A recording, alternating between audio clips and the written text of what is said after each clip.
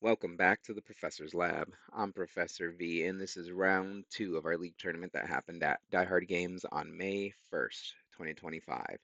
If you didn't know, Die Hard League happens every Thursday at 6 p.m. Central, featuring casual and tournament play of whatever format everyone wants. Destined Rivals pre-releases start Saturday, May 17th at 1 p.m. League Challenge, May 29th at 6 p.m., and League Cup, May 31st at 12 p.m. All Central Time, all at Die Hard Games. Go see more info in this video's description and check out Pokemon's event locator for premiere and other events at the shop, such as League Challenges, League Cups, pre-releases, and more. Please hit that like button right quick, subscribe to this channel, ring the bell for notifications, say what you need to say in the comments, and all that other good free stuff. But anyways, let's research this game. On the left, we got the Teras featuring Noctowl. On the right, Hop's deck, Hop's Zacian. They're starting off with a Blood Moon Ursaluna in the active spot. Not what they want to see. They bench a Hop's Snorlax and then play a Nest Ball. That item card allows the player to search their deck for a basic Pokemon to put on the bench. Perfect to find this Hop's Zacian EX that can start terrorizing the opponent's bench as well as the active very quickly with all the combos that the Hops deck can do. That Snorlax ability, for example, does plus 30 damage. Hops Pokemon are able to do plus 30 damage to their opponent's Pokemon. There's a Hops Choice Band attached to the bench, Hops Zacian EX, another plus 30 damage, plus a minus colorless in their attack cost that the Hops Pokemon that Hops Choice Band is attached to, and then pass over to our player on the left, the Tera's player. Fan Rotom in the active spot. Hoot Hoot on the bench. All you need is that Fan Rotom and Fan Call to get started. As they eye up their hand, trying to decide the best play and the best Pokemon to grab with this Fan Call here. That Fan Rotom's ability allows the player to search for up to 3 normal type Pokemon, colorless type Pokemon with 100 HP or less to add to their hand. Hoot Hoot and a double Noctowl grabbed here off of this Fan Call. And getting a Tera type Pokemon down would be good as they bench another Hoot Hoot and eye up this Ultra Ball that can find a Tera type Pokemon to establish on the board. Ultra Ball is an item card that has the player discard up or discard 2 other cards from their hand. It's going to be a Psychic and a Fighting Energy that get discarded to search the deck for a Pokemon to put into the hand, Basic or Evolution. And it will be the Teal Mask Ogerpon EX with that Tera tag in the corner, namesake of the deck, unlocking that Noctowl's Jewel Seeker ability as well. The most powerful ability in the game? Let us know in the comments what you think, as that Ogerpon EX gets put onto the bench and then pass over to our Hops player on the right with that big bear in the active spot, 3 retreat cost. So there's got to be a way to move it, like a Latias EX or a basic switch even would work, but none of that is drawn and just pass back over to our Terra's player on the left. They bench another Hoot Hoot and then evolve the Noctowl using its Jewel Seeker ability when it evolves. And if there's a Terra, if you have a Terra Pokemon in play that Ogerpon is, then you could search your deck for up to 2 trainer cards to put into your hand. Area 0 Under Depths will be one of the trainer cards to expand the bench when that stadium card is put into play. If you have a Terra type Pokemon on your bench, then your new bench size is 8, up from 5. Nest Ball is the other trainer card grabbed up with the Noctowl here, and that's being played. Search the deck for a basic Pokemon to put onto the now 8 sized bench. And it'll be that Terrapagos EX for the league here. Evolving another Noctowl, using another Jewel Seeker to grab 2 more trainer cards from the deck, any trainers that you want that will work for this situation. One of them is going to be Crispin, that's being played now, to search the deck for a basic energy, put it in your hand, then search the deck for a different basic energy and accelerate it to one of your Pokemon in play. The other card was that Sparkling Crystal from the Noctowl. The Lightning Energy gets accelerated with Crispin onto the Terrapagos EX. Then Teal Mask Ogerpon EX uses its ability Teal Dance to accelerate a Grass Energy to itself from your hand and then draw a card. Yep, we're all good. I guess offering the cut there after the deck search. Opponent chooses to tap, another resource added to hand thanks to that Ogre Pawn EX, and then Earthen Vessel is played next. That item card has the player discard a card from their hand to search their deck for up to 2 basic energy cards to add to the hand, and it's going to be the perfect 2 needed to go in with this Terapagos, I think, as a water energy and grass energy are added to the hand off of that vessel. Water energy attached to the Tropicos per turn. Then the sparkling crystal gets attached to the Tropicos. That pink Ace Spec tool card says the Tera Pokemon attack that this card's attached to. Tera Pokemon this card tool is attached to. Their attack, cost, and energy of any color less. So that Terapagos can actually, for 2 energy plus the Sparkling Crystal attached, can use its Crown Opal attack that normally costs a Grass energy, a Water energy, and a Lightning energy. Is that going to be the route here? Telegraph yes, because the Sparkling Crystal was attached, which would be pretty powerful in this exact situation here. As Crown Opal deals 180 damage, and during your opponent's next turn, basics can't harm the Terapagos EX, as a now Wellspring Mass Ogerpon EX is put onto the bench. Do we have an attack though? No. Oh, we just could not get that Terapagos EX into the active spot. Sorry, I was missing that. So just building the board on the left here, and a pass over to our Hop Zacian player on the right, who benches a Monkey Dory EX, or excuse me, regular Monkey Dory, attaches a darkness energy to it, bringing its Adrenabrain ability online, allowing them to move 3 damage counters from one of their Pokemon to one of the opponent's Pokemon. But no damage over there to be moved yet, and just to pass back over to our Terrace player on the left, who I'm sure they can get their fan rotom out of the active spot now with the manual attachment, retreat into that Terapagos EX. Night Stretcher brings back a grass energy from the discard pile to the hand. It gets accelerated to that Ogerpon with Teal Dance to draw a card. Was that a penny? So yeah, nothing playable in the hand. So just a Crown Opal, quotes, just a Crown Opal here. 180 damage during your opponent's next turn. Prevent all damage done to this Pokemon by attacks from basic, non-colorless Pokemon. So that Zacian EX on the bench is a metal type. It is basic type. So even if it wanted to attack that Terapagos EX, it would do no damage to it because of the Crown Opal's effect. So how will our Hops player on the right navigate this difficult situation? They're checking out their opponent's board, trying to ensure everything works the way that they're thinking. They may be thinking to counter this stadium. So I think that's what they're asking their opponent. What happens if I counter your stadium? Do you go back down to a bench size of 5? And the answer is yep. Once that counter stadium is played, once Area 0 Underdepths leaves play, you have to discard from your bench until you have 5. So there's the Postwick coming down. Fan Rotom gets discarded on the left, and play continues on the right with just a pass. Okay. Worth mentioning the Postwick Stadium. It also allows the Hops Pokemon to do plus 30 more damage. So we've got the Snorlax and its ability plus 30, Postwick plus 30, the Hops Choice Band plus 30, then the base damage from the attack. You can see how this Hops deck can get real scary real fast. We'll see how our Terrace player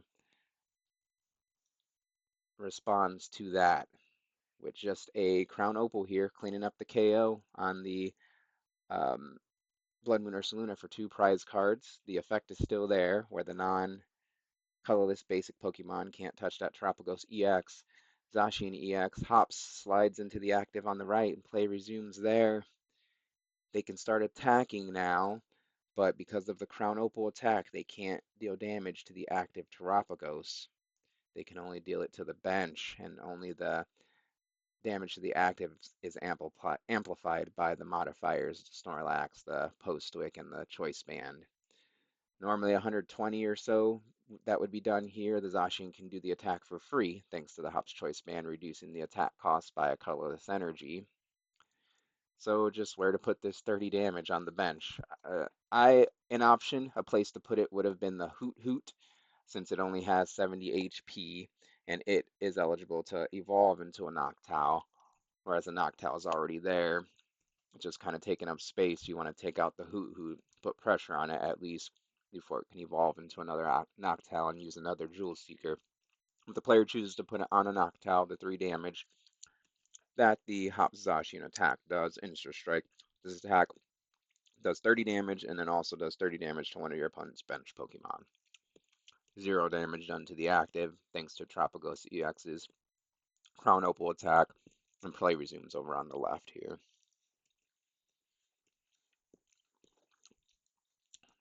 Looking pretty good for our Tera's player here, so they just have to think, how can I better solidify my lead here in round 2 of the friendly league tournament? What's your favorite way to play, tournament or casual? Let me know in the comments. As Tropicos EX just simply uses its Crown Opal attack again, 180 damage with the protection of its effect. How can our Zacian navigate the situation on the right? Boss's orders to target something else on the bench would be cool, because the Tropicos and the Crown Opal only protect itself. Pheasantipity EX put onto the board preemptively here. Generally, it's a good idea to save that, not put that the 2 prize liability into play unless its ability is live and you're going to use it. But our player then next does a Monkey Dory, Adrenabrain, to move 3 damage counters from that Zacian EX to that bench Noctowl, picking on it a little bit more. See, we could have knocked out this Hoot Hoot here to this turn if we would have targeted it both times there. Anything else to do but attack? All right, Zacian's looking like it's going to use its Instant Strike again to unfortunately deal 0 to the active because of Crown Opal, and then 3 more to the bench. Yep, at least pressuring this Hoot Hoot now for a KO from another Instant Strike. As their player on the left starts their next turn. Iono in hand, but you see your opponent not doing too much, so maybe you don't want to Iono that hand away, so they actually discard it along with a Water Ogre Pawn with an Ultra Ball to search the deck for a Pokemon. Basic or Evolution, it'll be the Evolution Noctowl, and oh, see, they shouldn't be doing this now. Noctowl evolves on the bench since there's Tera Pokemon in play. Jewel Seeker, its ability will allow the player to search their deck for up to 2 trainer cards to add to the hand.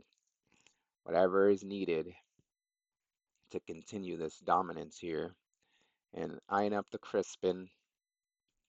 Boss's orders you don't really want over another supporter because you want to knock out the active for 2 prize cards. Knocking out the Pheasantipity EX could be pretty good as well, but really no way to do that as we're dealing only 180. So Crispin in Area 0 found off of the Jewel Seeker. Area 0 put into play, expanding that bench for our player on the left again to 8, countering that Postwick Stadium as well.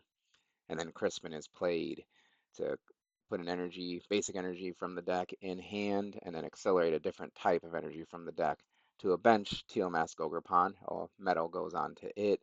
And then Teal Dance, accelerating a grass energy to that Teal Mask Ogrepon EX and drawing a card. Building up the board here on our left as a lightning energy is attached to the Water Ogrepon on the bench per turn.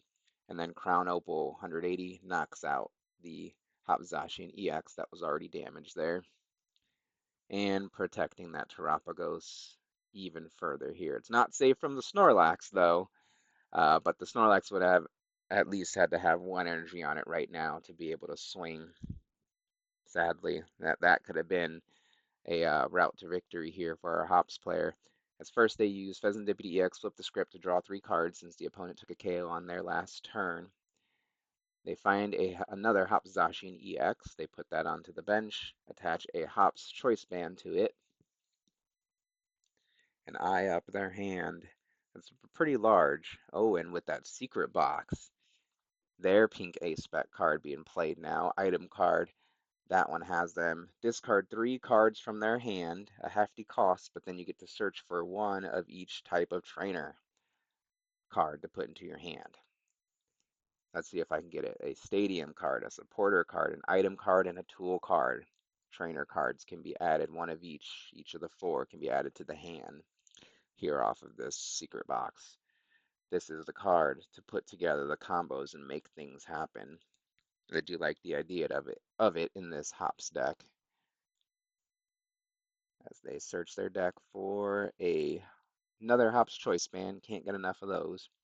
And Arvin as a supporter card.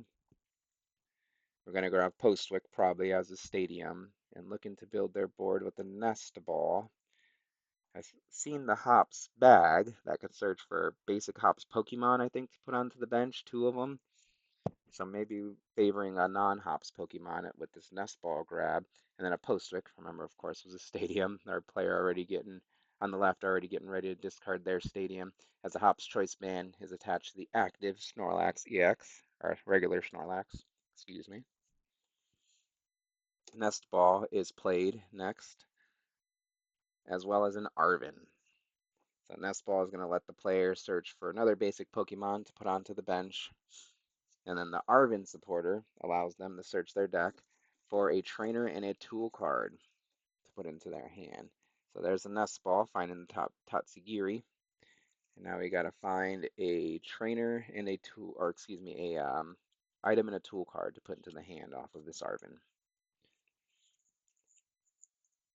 Another choice band, maybe the rescue board would be good if you're out of choice bands at this point. Ooh, the basic switch. Okay. That could get the Zacian in the active to clean up the KO on the bench Noctowl. If they've got a rescue board, they can get a free Tatsugiri track customers in with that result as well.